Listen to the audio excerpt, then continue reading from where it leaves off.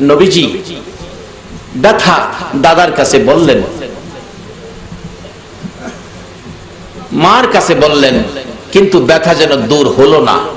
অবশেষে Abdul Muttalib বলতেছেন, কি করব, তোমার বাবারে কোত্থেকে আইনা দিব, আমরা তো আইনা দিতে পারতেছি না। অবশেষে কিতাব লেখে, আমার নবী 6 বছর বয়সে পুরা হয় নাই, অন্তরে বাবার ব্যথা লইয়া একা একা ঘুরে আর কান্দে, মাবুদ গো, আমার বাবার সন্ধান মা দিতে পারলো না, দাদাও দিতে পারলো না, আমি তালাশ করে দেখি আমার বাবারে নিয়ে আমি বের করতে পারি। হাঁটতে হাঁটতে ঘুরতে ঘুরতে মক্কার অলিতে গলিতে ঘুরে, আর মোড় পাইলে, চৌরাস্তা পাইলে, 3 রাস্তা পাইলে, মাঝখানে দাঁড়াইয়া নবী কান্দে, বাবা আসো গো, তোমার মুহাম্মদ কোলে নাও। 2টা হাত বাড়াইয়া বাড়াইয়া কত কান্না, সারাদিন কানলো, বাবার সন্ধান মিলল না। অবশেষে মক্কা নগরীর উঁচু পাহাড়ের উপরে গিয়া উঠেছে, বিকাল হয়ে গেছে, সন্ধ্যার আগ মুহূর্ত, পাহাড়ের উপরে দাঁড়াইয়া চারদিক ঘুরে ঘুরে বাবার সন্ধান করে, কই পাবে বাবা, বাবা তো মদিনার জমিনে চিরঘুম ঘুমিয়ে আছে। সন্ধ্যা হয়ে গেছে প্রায়, রাস্তা দিয়ে আসছিল, কিতাব লেখে আবু জাহেল কোত্থেকে জানি দেখে পাহাড়ের উপরে একটা বাচ্চা ছেলে কাঁদতেছে।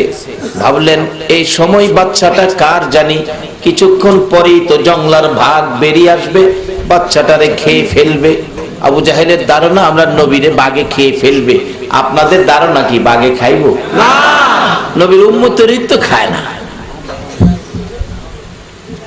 লম্বা ঘটনা, ওদিকে গেলাম। আমার নবী, শিশু নবী, বাবার ব্যথায় পাহাড়ের উপরে কান্দে। আবু জাহেল নিচ থেকে ভাবলেন, বাতিজা, কণ্ঠ শোনা যায়, কে জানি ছেলেটা। ঘোড়াটা নিচে রেখে আবু জাহেল উপরে যাইয়া দেখে, বাতিজা, বাবা তোমার কি ভয় নাই? এখানে ভাত কিছুক্ষণ পরেই তো তোমারে খেয়ে ফেলবে। আমার নবী কয়, চাচা বাঘটাকের ভয় নাই, আমি বাবার ব্যথায় কান্দি। তোমার বাবা দুনিয়ায় নাই, মৃত্যুবরণ করেছে, আসো বাবা তোমাকে বাড়িতে নিয়ে যাই। নবীজিকে নিচে নামাইয়া ঘোড়ার পিছনে বসাইয়া ঘোড়াকে চাবুক মারতেছে, ঘোড়ারে চল, তাড়াতাড়ি চল, বাঘ বেরিয়ে গেলে তোরে খাবে, আমারে খাবে, বাতিজারে খাবে, তাড়াতাড়ি চল, আমেনার কাছে পৌঁছাইয়া দেই। ঘোড়ার গায়ে আঘাত করে চাবুক দিয়ে, কোন কোন চাবুকের আঘাতে ঘোড়ার চামড়াটা ফাইটা রক্ত বাহির হয়। ঘোড়া বসার থেকে উঠতে রাজি হয় না। মাঝে মাঝে কিতাব লেখে, সামনের 2টা পাও ঘোড়া আকাশের দিকে উড়াইয়া দেয়, চোখের পানিগুলো জর্জর করে ছাড়তে থাকে, আর যেন ডাকতে থাকে, মাবুদ গো, আর কত মার খাইব গো মাবুদ, আমার জবান খুলে দাও, আমি আবু জাহেলের সাথে তোমার বন্ধুর পরিচয়টুকু দিয়ে দে। আল্লাহ বলেন, ঘোড়ারে, যার ভালোবাসায় এত কিছু করলাম রে, এ বন্ধুর ভালোবাসায় জবান চাইছস, আমি আল্লাহ তোর জবান খুইলা দিলাম। ঘোড়া মানুষের মতো কথা বলে ডাকছে, এরে আবু জাহেল, আর কত মারবি আমারে? চামড়া ফাটাইয়া ফালাইছস, রক্ত ঝরতেছে, তোর কি মায়া লাগে না রে আবু জাহেল? আর কত মারবি?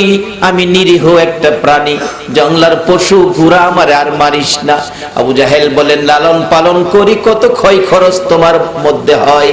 এরে ঘোড়া, অন্যদিন তো এইভাবে মারতে হয় নাই, আজকে এত মার মারতেছি, তারপরও কেন তুমি বসার থেকে উঠতেছ না?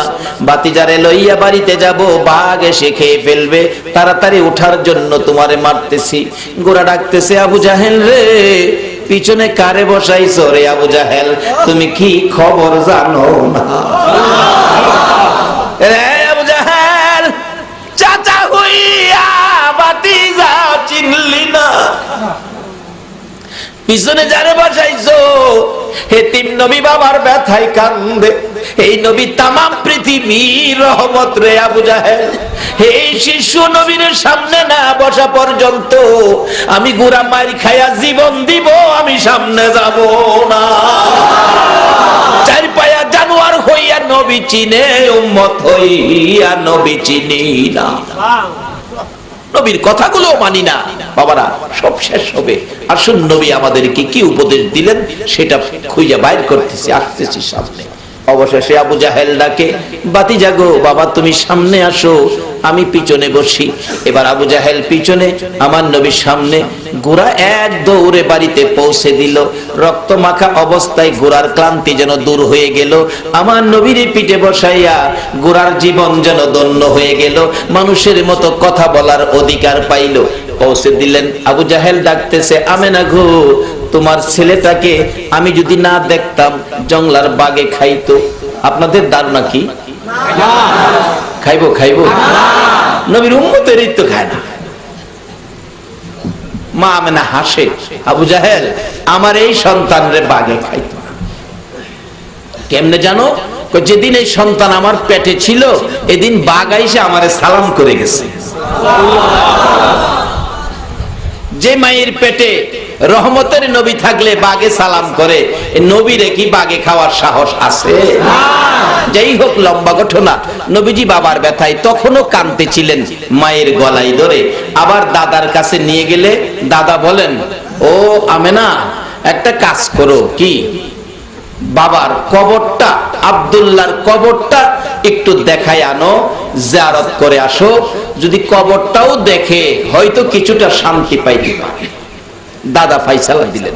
অনেক সময় দেখছি বাবা বিদেশের মাটিতে মারা গেছে, কিন্তু সন্তান একটা হইল, সন্তানটা 6 মাসের পেটে রাইখা বিদেশ গেছে, কিন্তু সন্তান ভূমিষ্ঠ হইছে, বাবা মারা গেছে, বাবা সন্তান দেখে নাই, সন্তানেও বাবা দেখে নাই।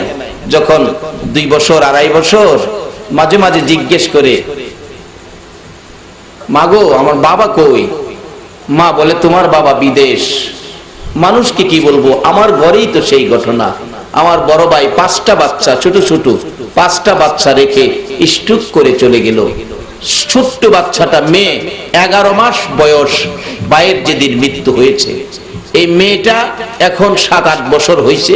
মেয়েটা মাঝে মাঝে তার মারে জিগায়, মা আমার আব্বু কই? আমার আব্বু আসে না? মা সান্ত্বনা দেয়, তোমার আব্বু বিদেশ থাকে। মাঝে মাঝে কান্দে, মাগো বিদেশ থেকে কি মানুষ আসে না? কত মানুষ দেখছি বিদেশ থেকে আসে, আমার আব্বু কেন আসে না? কত জায়গায় দেখেছি ওই রকম বাচ্চারা যখন বাবার ব্যথায় কান্দে, মা কুলে লইয়া বাবার কবরের পাশে যায়। কবরের পাশে বাচ্চাটা নামাইয়া ডাকে, ও বাচ্চার বাবা, তোমার সন্তানের কান্না আমি আর সইতে পারি না। আল্লাহ আল্লাহ ডাইকা হইলেন আলী যিনি, শাহজালাল নামে যার শুনি, ডাইকা হইলেন শাহজালাল নামে যার শুনি, সুরমা নদী পার হয়ে যাই, সুরমা নদী পার হয়ে যাই, বিছানা যার পাক। আল্লাহ আল্লাহ আল্লাহ আল্লাহ ইলাহা ইল্লাল্লাহু মুহাম্মাদুর রাসূল সাল্লাল্লাহু আলাইহি ওয়াসাল্লাম। আল্লাহুম্মা আমিন। ربنا ظلمنا أنفسنا وإن لم تغفر لنا وترحمنا لنكونن من الخاسرين رب ارحمهما كما ربياني صغيرا সবাই বলুন না, রব্বির হামহুমা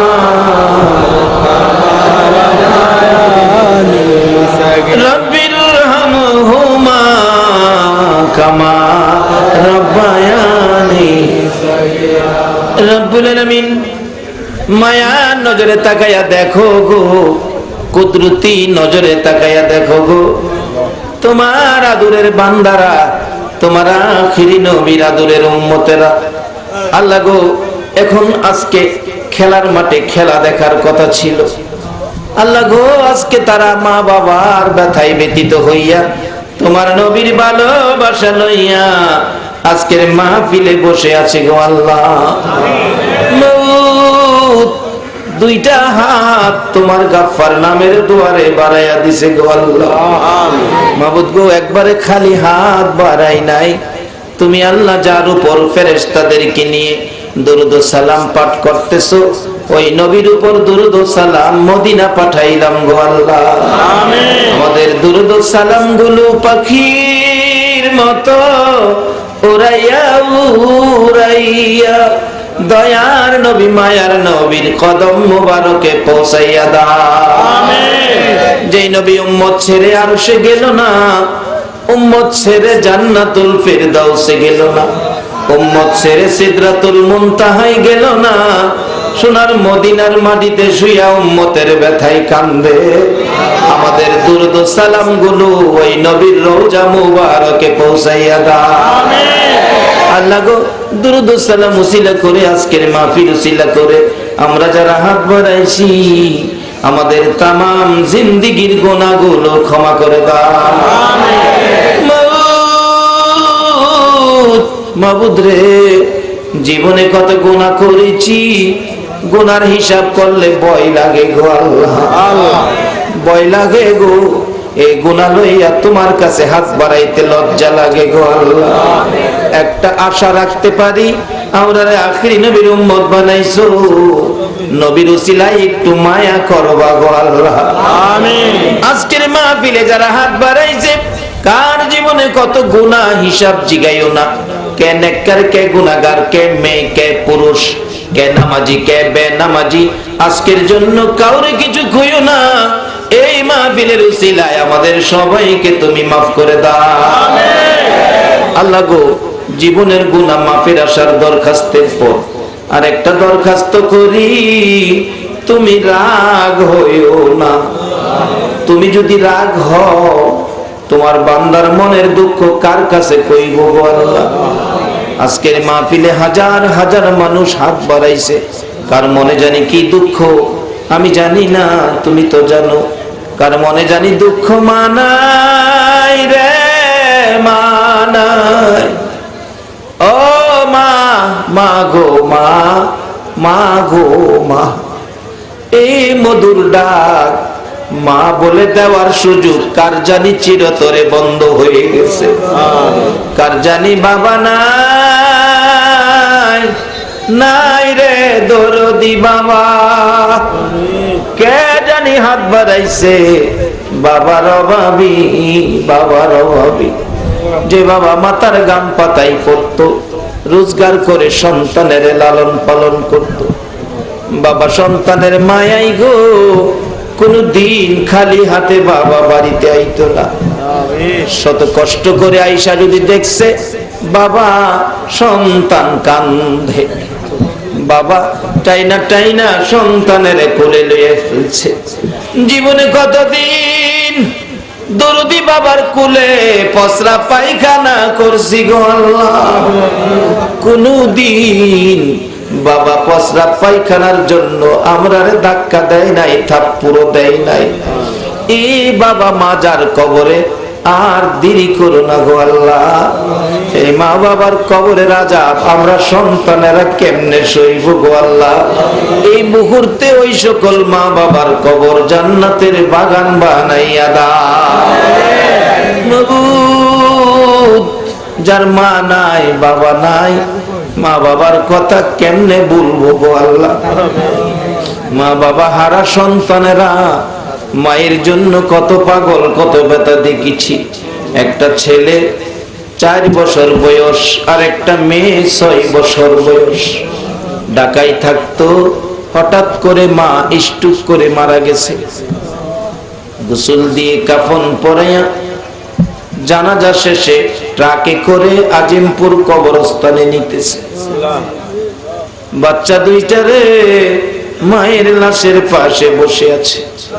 একটু পরে পরে 4 বছরের ছেলেটা মার মুখের কাছে গিয়ে ডাকে, মা,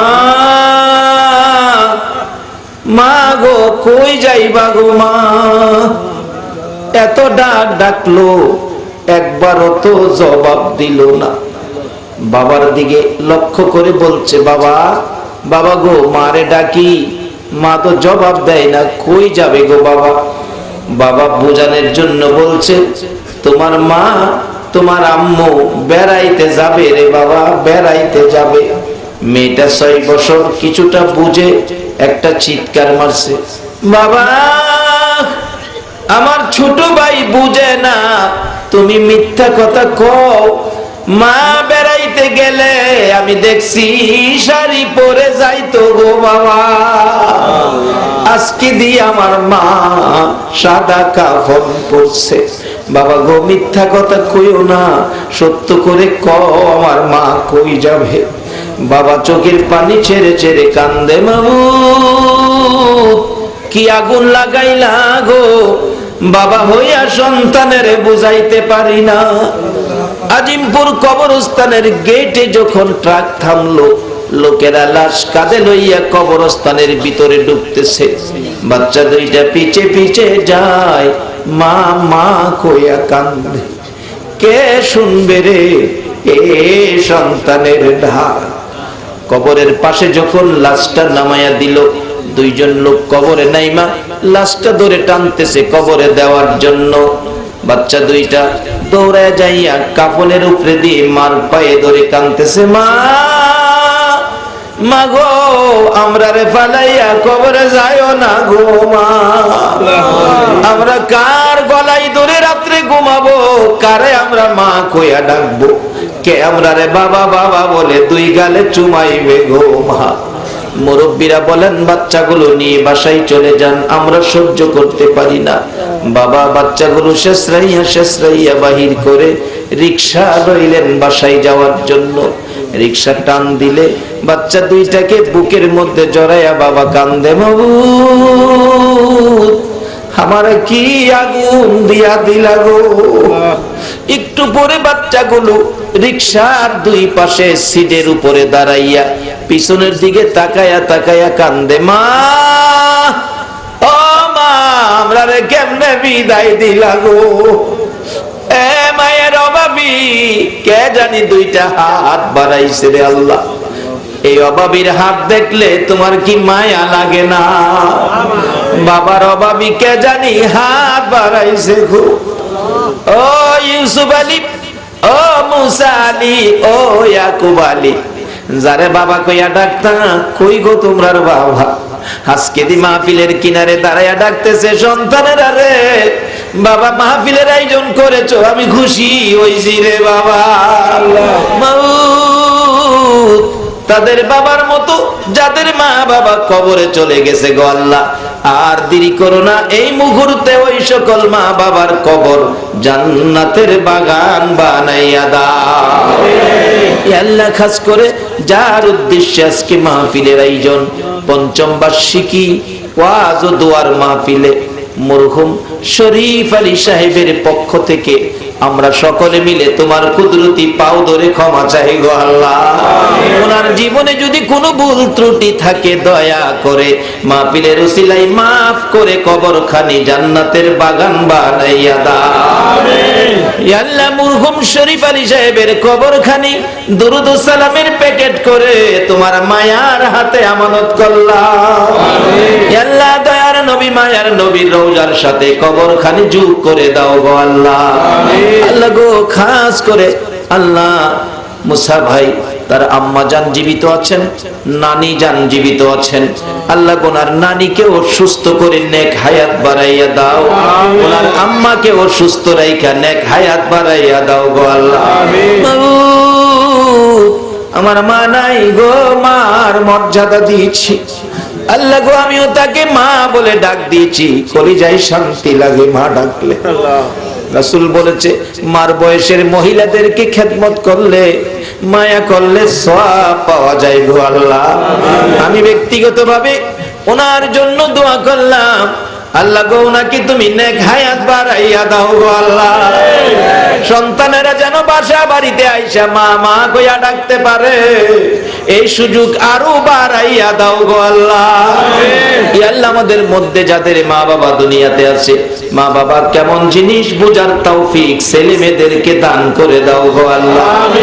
আমাদের মধ্যে যারা বিমার শেফা করে দাও, যারা অভাবী অভাব দূর করে দাও, যারা নামাজি নামাজ কবুল করে নাও, যারা নামাজ পড়ে না নামাজের বুঝ দান করে দাও। ইয়া আল্লাহ, যারা ব্যবসা করে ব্যবসায় বরকত দাও, যারা চাকরি করে পদোন্নতি দান করে দাও, যারা বিদেশ থাকে সহি সালামতে রাখো, যারা বিদেশ যাবে মনের আশা পুরা করে দাও। ইয়া আল্লাহ, খাস করে আমরা যারা হাত বাড়াইছি আমাদের সকলকে নেক হায়াত বাড়াইয়া দাও। পর্দার আড়ালের মা বোনদেরকে রাবিয়া বস্তির মতো বানাইয়া দাও। ইয়া আল্লাহ, খাস করে মরহুম শরীফ আলী সাহেবের ফ্যামিলির সকল সন্তানাদিদেরকে, ওনার বিবি সাহেবাকে সহ আল্লাহ আলী আওলাদ যারা যেখানে আছে সবাইকে তোমার কুদরতি হাতে দিলাম, হেফাজতে রাখো গো আল্লাহ। সকল প্রকার বিপদ আপদ থেকে বাঁচাইয়া রহমত বরকত শান্তি দ্বারা ভরপুর করে দাও গো আল্লাহ। আল্লাহ গো, মাইনুদ্দিন চেয়ারম্যান সাহেবের জন্য দোয়ার দরখাস্ত, আল্লাহ চেয়ারম্যান সাহেবকে নেক হায়াত বাড়াইয়া দাও। ইয়া আল্লাহ, সকল প্রকার বিপদ আপদ থেকে বাঁচাইয়া রহমত বরকত শান্তি দ্বারা ভরপুর করে দাও। ইয়া আল্লাহ, এক ভাই দোয়া চাইলেন, সন্তানাদি নাই, আল্লাহ গো ছেলে মেয়ে দিয়ে তাদের কলিজা ঠান্ডা করে দাও গো আল্লাহ। মুসা ভাই দোয়ার দরখাস্ত করেছেন, হুজুর আমরার 3টা বোন আছে গো হুজুর, আল্লাহ গো তাদের বোন বাগ্নি সহ বগ্নিপতি সহ সবাইকে হায়াত বাড়াইয়া দাও আল্লাহ। সবাইকে তোমার রহমতের হাতে আমানত করলাম, কুদরতি হাতে আমানত করলাম আল্লাহ, তাদেরকেও তুমি হেফাজতে রাখো গো আল্লাহ। মাহফিল শেষে যারা যেখানে যাবে সহি সালামতে পৌঁছাইয়া দিও গো আল্লাহ।